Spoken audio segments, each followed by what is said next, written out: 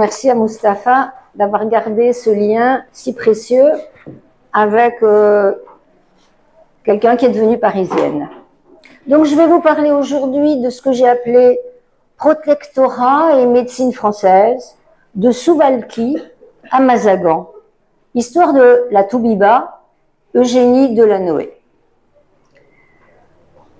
Dans une première partie, je vais vous parler elle était médecin, de ce qu'était la médecine avant que les gens du protectorat n'arrivent. Parce que contrairement à ce qu'on croit, il y avait une grande médecine très puissante et très savante au Maroc depuis l'Antiquité. En mars 1992, les docteurs Ahmis et autres chercheurs comme Moussaoui, Batas, Chakib ont présenté devant la Société française d'histoire de la médecine une communication intitulée, je cite, « L'histoire de la médecine au Maroc, des origines à l'avènement du protectorat ».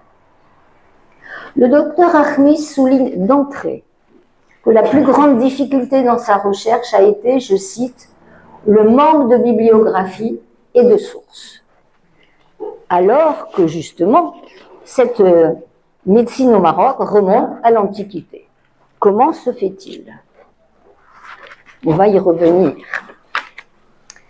Il présente finalement cette histoire, parce qu'il va essayer quand même de la compter, bien qu'il n'y ait pas de source, mais il y en a, en 5 étapes, que vous connaissez sans doute, 5 périodes. Des Idrissides et des débuts de la transposition de la médecine de l'Orient au Maroc, puis avec les Almohavides, c'est un autre moment, lui, charnière de cette transmission. Les savoirs d'Espagne et du Maroc se fécondant mutuellement grâce à des savants que vous connaissez, dont vous connaissez tous le nom, voire le travail, Ibn Zor, Ibn Rushd, Ibn Tufayl, Yaqub al-Mansour. Se déploient à travers le pays et au-delà les analyses des maladies infectieuses, la publication d'une encyclopédie de 30 volumes, les débuts de la chirurgie, l'ouverture d'hôpitaux au Chella, Aksar al-Kbir, dans des bibliothèques à Marrakech, le développement de l'enseignement, Marrakech, Tanger, Fès, la création d'un corps, s'il vous plaît, de femmes médecins, d'une pharmacie centrale pour fabriquer et distribuer les médicaments. Puis avec les Mérinides, c'est le progrès des techniques chirurgicales, le développement de services psychiatriques conçus dans la douceur et non la violence. C'est la montée en gloire de la Karaoui et des diplômes délivrés aux étudiants marocains. À partir des 15e et 16e siècles, c'est le voyage de médecins européens, français en particulier, vers le Maroc, pour s'initier à ces pratiques et ces découvertes, désormais célèbres et liées entre autres à la vague de Maurice et de Juifs expulsés d'Espagne, 1492, etc. Parmi eux, bien sûr, beaucoup de médecins, de pharmaciens et de chirurgiens. D'où que les institutions hospitalières s'agrandissent. Ces développements sont portés à leur sommet avec Moulay Ismaïl et ce temps des Lumières que sont les XVIIe et XVIIIe siècles. Mais les affrontements avec la France, à propos d'abord d'Abdelkader, puis avec l'Espagne à propos des Présides, ont petit à petit beaucoup embêté le Maroc. Depuis 1813, on n'enseigne plus la médecine, ni ses sciences à la Karaouine, dont la dimension scientifique décline. Le libre passage du détroit de Gibraltar ouvre petit à petit la voie au commerce avec la France, l'Angleterre et leur entente cordiale, entre guillemets. Dans la foulée, c'est l'instauration du protectorat et l'installation française qui ne va pas même envisager de revitaliser cette savante médecine qui était en pleine dégradation. Tant et si bien que disparaît de l'histoire de cette médecine antérieure au protectorat. L'occupant devient le dispensaire de soins à des occupés qui vivent dans un monde d'ignorants et de miséreux, ce qui n'est pas faux. Comment se fait-il? Donc venons-en au protectorat. Comment expliquer une telle perte? Pour les historiens, ça reste un sujet fondamental. Selon nos conférenciers cités plus haut, le Maroc, alors c'est une des nombreuses sources d'explication, le Maroc est le seul pays arabe et ou musulman que les Turcs n'ont jamais dominé. D'où sa spécificité culturelle qui ferait de ce pays un lieu unique, doublement savant parce qu'il est, je cite, l'Orient de l'Occident et l'Occident de l'Orient, ce qui est une belle trouvaille. Sa dégradation après ces siècles de grandeur serait liée, entre autres, je cite Armis, au ratage de l'imprimerie, ce qui me semble convaincant, et donc au maintien de la technique manuscrite. L'imprimerie permettant l'individualité, l'individualisme, ou le savoir personnel. Et c'est aussi lié aux dettes du pays. Dans la continuité de l'acte d'Algésiras, on est en 1906, la France ouvre ses premiers dispensaires, surtout le long de la côte atlantique. En fait, la médecine française progresse derrière les troupes de, je cite, la pacification. Ces trois priorités sont la lutte contre les épidémies, dévastatrices, 1912-1938, c'est le plus gros, mais aussi deuxième but qui lui est imposé, c'est comment faire face à la Seconde Guerre mondiale, et troisièmement, à partir de 1946, se consacrer à soutenir la modernisation sanitaire en particulier, qui est en plein essor grâce, entre autres, à la présence des Américains suite au débarquement, et donc avec ce débarquement, la diffusion des sulfamides, des antibiotiques et de l'accouchement sans douleur. Au début, il s'agit pour la France de développer un service de santé militaire, d'abord, pour les armées et leurs familles. Mais bientôt, ce service devient celui de la santé publique, avec un service européen des hôpitaux et de l'hygiène des villes, et un secteur gratuit pour, je cite, les indigènes. Consultation, médicaments, hospitalisation, vaccination. Si la priorité demeure la population française civile et militaire, elle inclut des Marocains, en particulier des notables, dans les villes où s'ouvrent de plus en plus des espaces médicaux et des institutions sanitaires contre les épidémies, qui sont les plus urgentes à combattre.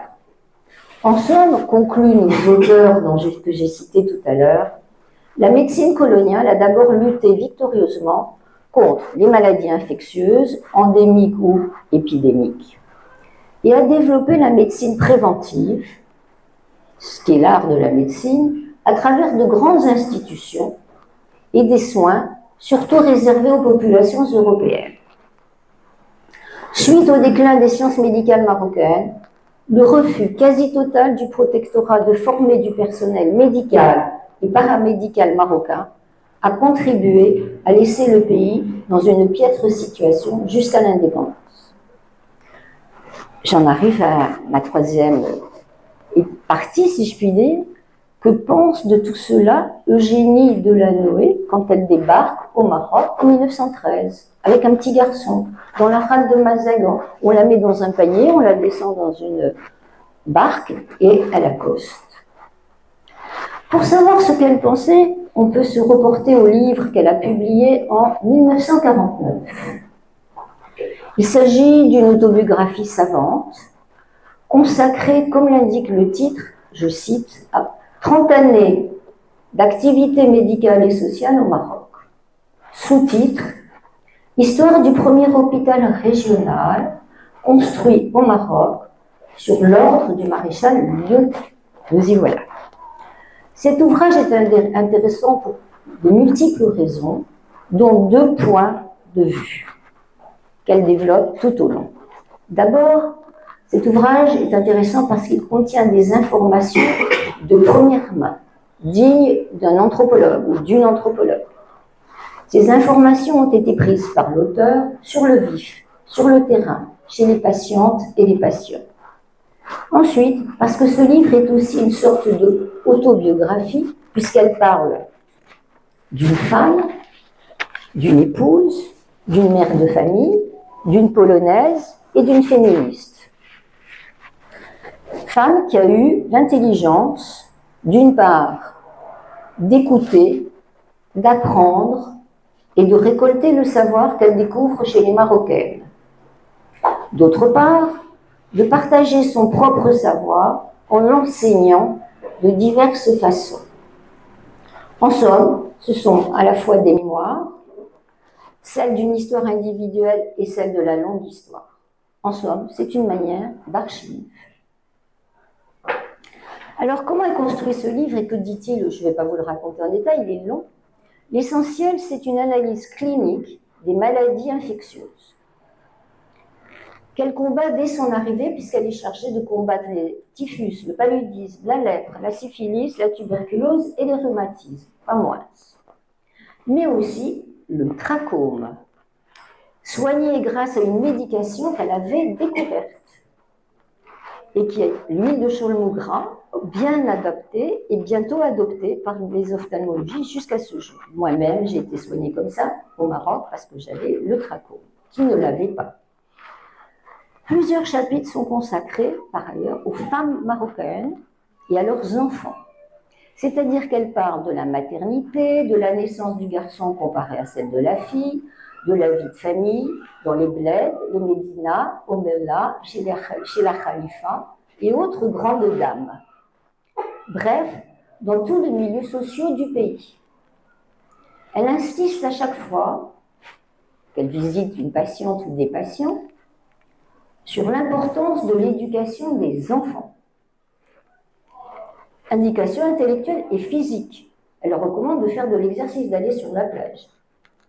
En particulier celle des filles, ainsi que des prostituées et des prisonnières.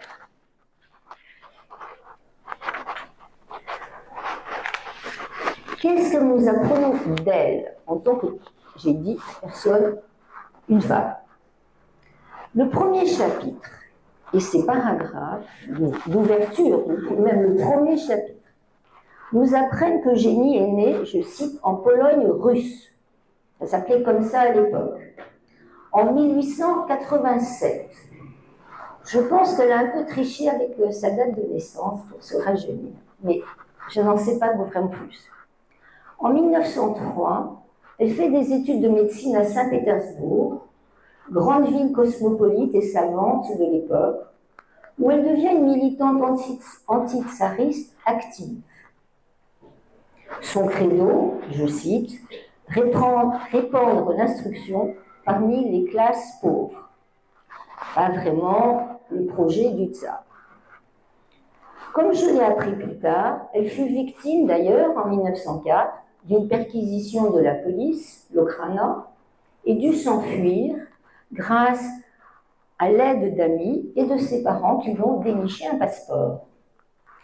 Dans sa fuite vers Paris, qui était son but, elle fait escale à Berlin, où, dit-elle, elle a remis son passeport à Rosa Luxembourg. Elle n'en dit pas plus, c'est comme si c'était une banalité. J'étais frustrée. Elle avait ensuite gagné, je cite, le pays de mes rêves, la capitale de la liberté, Paris. Plus jamais Eugénie ne va revenir sur sa vie d'avant Saint-Pétersbourg, c'est-à-dire d'avant Paris, comme un silence. D'après l'unique document qui en atteste, donc elle est bien née en principe à Suwałki, dans cette Pologne dite russe.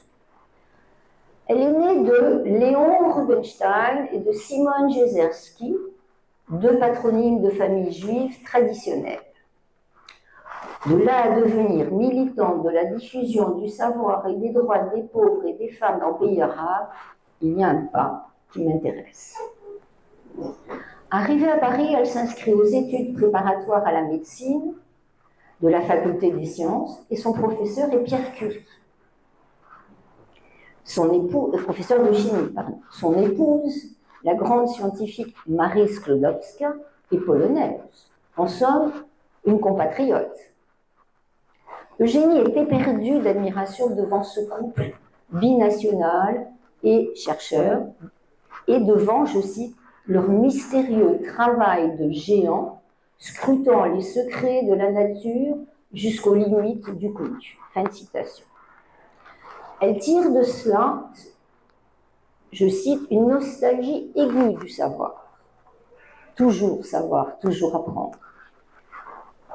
Peut-être s'identifie-t-elle à la jeune Marie Curie.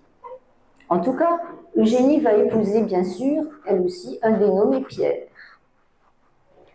Et la science médicale au service des pauvres sera sa passion. Après 3 années à Paris, elle poursuit à Montpellier. Elle fait une thèse très remarquée sur la typhoïde. Et parmi ses camarades d'études, elle rencontre Pierre Delanoë, qui fait des études de médecine à Montpellier. Lui, il est en provenance de l'île de la Réunion. Tout ça est un vaste monde. Mais elle retourne à Saint-Pétersbourg pour obtenir son titre de médecin, de docteur en médecine, et de le faire ensuite, transformer en docteur en médecine de la faculté de Paris.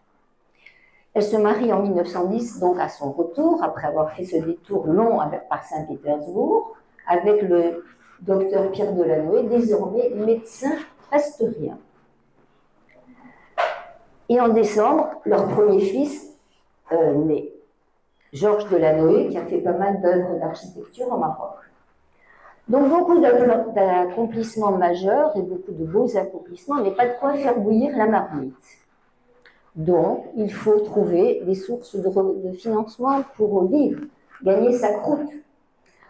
Pierre Delanoë se fait nommer, faute de mieux, médecin de la colonisation en AOF, ça s'appelait comme ça, à Boaké, en Côte d'Ivoire, qui à l'époque était interdit, je cite, aux femmes et aux enfants en raison du climat. Et il va y rester 2 ans. Donc Eugénie, à partir de là, est seule avec son gamin.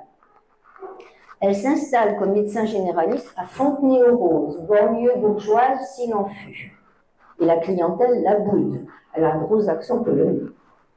Donc, elle répond à l'appel du maréchal Lyoté de mai 1913 qui demande des médecins pour le Maroc et des femmes en particulier. Le rêve d'Eugénie en y partant, je cite, parce que quand même c'est quelque chose, attacher le Maroc à la France par la science. Avec son fils, donc, comme je vous l'ai décrit, elle débarque dans la rade, et puis très vite, sur la ville, elle dit, parce qu'elle s'en éprend, qu'elle est pouilleuse. Mais, comment est-ce qu'elle dit ne plus y renoncer, elle ne pourra plus s'en passer. Dans cette ville règnent d'abord les services de renseignement français et l'armée française, mais aussi une infirmerie indigène dont Eugénie a la charge, tout de suite. Alors, comment je fais? Comme ça. Ça s'appelle Mazagan.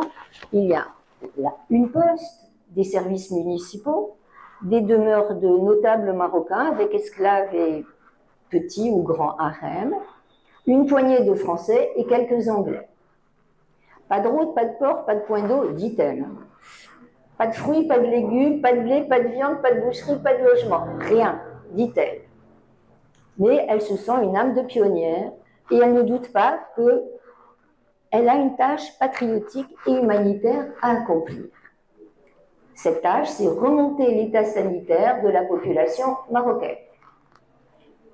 Exaltée par la conquête du Maroc façon Lyoté, qu'elle vénère, elle se consacre à l'aménagement du service des femmes et des enfants indigènes, pour lequel elle a reçu des crédits spécialement, qui viennent de la direction de la santé publique. Et aussi, ce qui lui permet de généraliser les infirmeries dans le pays et les infirmiers indigènes. Citation. Or, ces infirmiers, et surtout des garçons, ils ont entre 15 et 17 ans. Ils ont fait 1 année d'études à l'école française, ils parlent français, sont recrutés et payés par l'assistance indigène. Ils servent aussi de traducteurs, d'éclaireurs, d'intermédiaires avec la population, rôle précieux et indispensable et pourtant jamais reconnu. Donc Eugénie, en 1938, quand elle devient présidente de la Croix-Rouge, se consacre à donner des cours aux infirmières indigènes pour les former et pour les reconnaître leur capacité à être des intermédiaires si précieux. Encore une fois, être médecin, c'est pratiquer la médecine et enseigner. Ah, mais c'est pas bien ça. À partir de là, l'essentiel de son temps aux patientes marocaines, et donc elle décide d'apprendre l'arabe.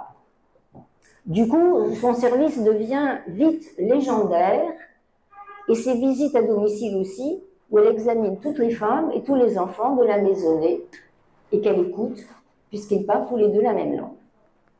Pierre Delanoë, après ses 2 ans à Boissy, la rejoint enfin,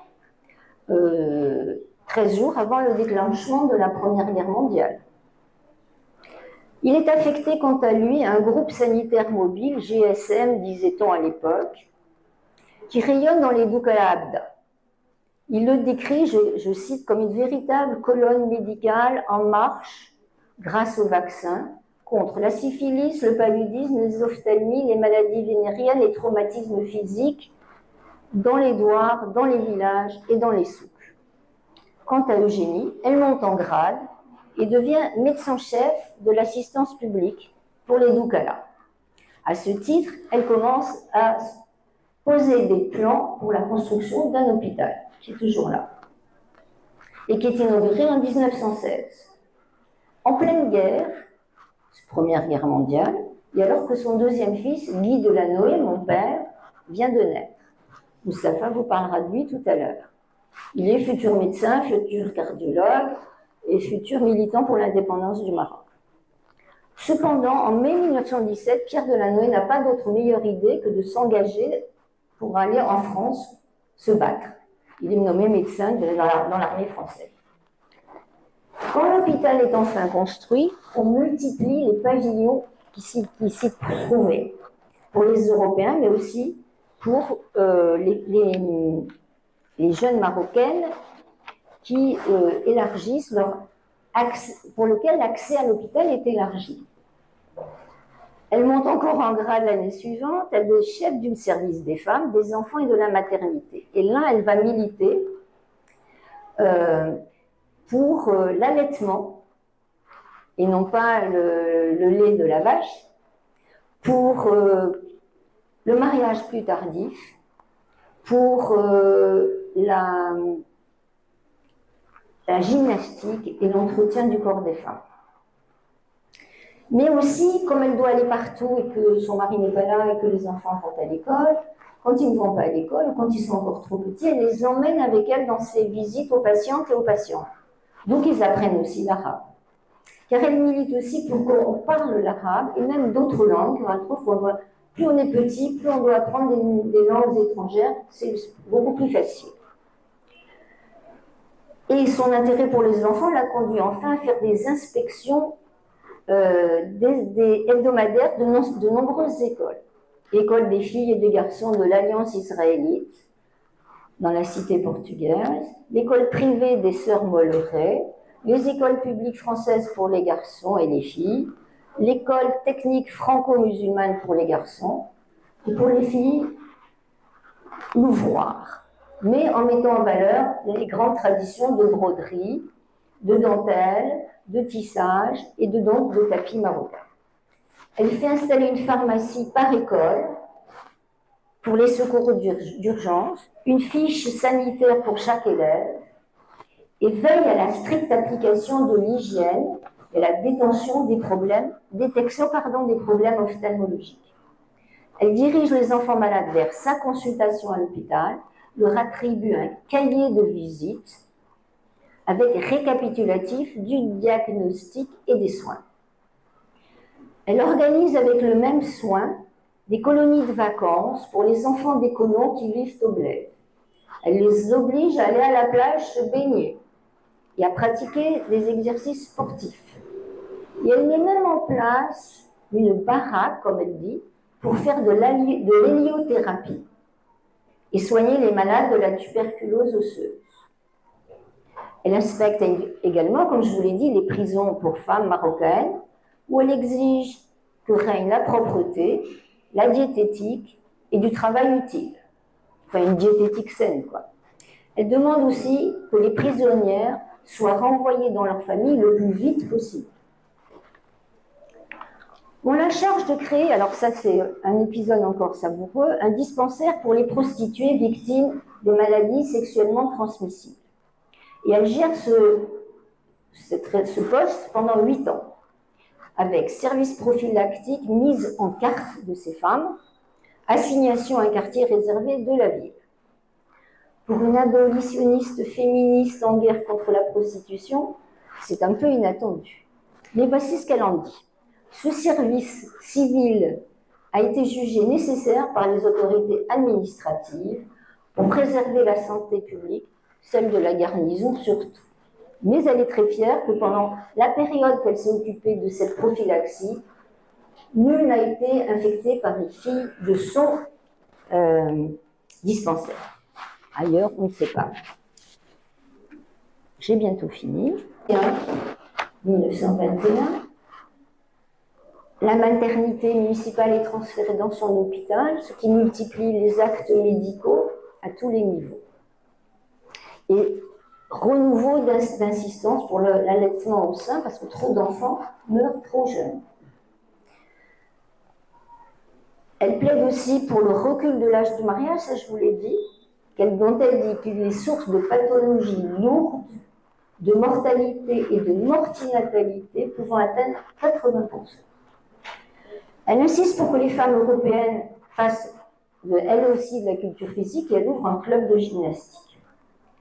Voilà de quoi parle ce livre, qui se termine très curieusement sur un auto-éloge dithyrambique de la femme médecin qu'elle fut, dévouée à la médecine coloniale et à sa patrie, tandis que ses multiples fonctions, tâches et responsabilités professionnelles ne l'ont pas empêchée d'être, dit-elle, une mère et une épouse accomplie. Et le tout est signé à Los Angeles en 1945. Et je me suis dit, mais qu'est-ce qu'elle faisait là-bas, à Los Angeles, c'est loin de Mazagan. Qu'elle faisait-elle à cette époque, loin de son Maroc célébré, le pays fortuné, comme elle disait? Pourquoi est-ce qu'elle a renoncé à ce Maroc prometteur pour elle et ses enfants? Silence, pas un mot dans le livre, qui dit bien 30 années d'activité médicale. Et pourquoi on l'a arrêtée, elle, ou elle s'est arrêtée au bout de 30 ans? En fait, vous l'avez deviné, suite aux lois de Vichy appliquées en Afrique du Nord et au Maroc, dès 1940, par l'ordre des médecins, Eugénie Rubinstein, épouse de Lanoé, a été radiée de l'ordre des médecins par l'ordre des médecins de Rabat en décembre 1941, parce qu'elle était juive. La mise à la retraite de son époux Pierre de Lanoé en fut avancée. Blessée à mort, Eugénie Rubinstein, épouse de Lanoé, quitte le Maroc dès qu'elle peut et gagne Los Angeles, où elle rejoint son frère Victor, qui avait, lui, émigré depuis la Pologne une vingtaine d'années avant. Médecin lui-même, il l'accueille et l'aide à trouver un emploi dans un laboratoire médical où ses compétences sont appréciées. Elle regagne Paris à la fin de la guerre et fait publier son livre, mais surtout elle demande à l'ordre des médecins de la réinscrire au nom de sa dignité de médecin, dont elle a été radiée. Cette demande lui fut refusée en 1945. Ce refus a été renouvelé en 2013, quand mon frère aîné et moi-même avons réitéré cette demande pour une réinscription posthume. Eugénie de Lanoé, vous le savez peut-être, repose au cimetière d'El Jadida, et son enterrement fut entouré et accompagné des Marocaines de Mazagan, fait pour le moins inhabituel. À ses côtés repose son fils Guy de Lanoé, petite rebelle, Eugénie avait pris sa destinée en main très jeune. Après sa fuite de Russie, elle se sentit en confiance en France, où elle se crut protégée à vie. Erreur d'une persécution à l'autre. Le 8 mars 2016, quant à moi, j'ai eu l'honneur et la joie d'être invitée par le maire d'El Jadida et le gouverneur pour représenter ma grand-mère à la Journée internationale des droits de la femme. L'admirable longue mémoire des Marocains et des Marocaines a, à cette occasion, revivifié les souvenirs de la Toubiba du protectorat, Toubiba juive et française, dont le nom, ainsi que celui de son mari, honore les 2 rues qui conduisent à l'hôpital d'El Jadida. Ainsi, l'histoire s'écrit-elle malgré tout. Depuis des décennies maintenant, les chercheurs et chercheuses, je ne sais pas si on dit, marocains et marocaines et autres, ont à cœur de documenter et d'écrire autrement cette histoire trop longtemps enfouie sous le nappage colonial.